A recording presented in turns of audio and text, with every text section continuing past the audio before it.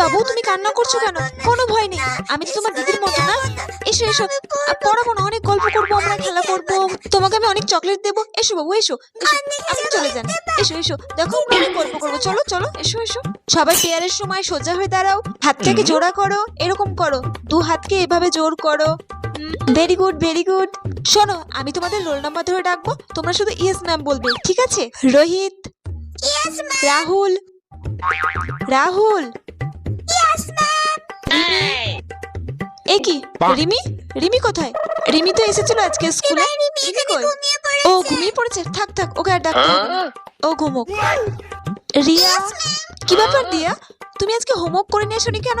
সবাই করে নিয়েছে যে। দিদিভাই, মাকে বলেছিলাম, মা টিভি দেখছিল, কিছুতেই করে দেয়নি, তারপর আমি ঘুমিয়ে ঠিক আছে ঠিক আছে, কাল থেকে কিন্তু হোমওয়ার্ক করে নিয়ে আসবে। মাকে বলবে দিদিভাই বলেছে হোমওয়ার্ক করে নিয়ে আসতে, ঠিক আছে? ঠিক আছে দিদিভাই। ঠিক আছে, বসো।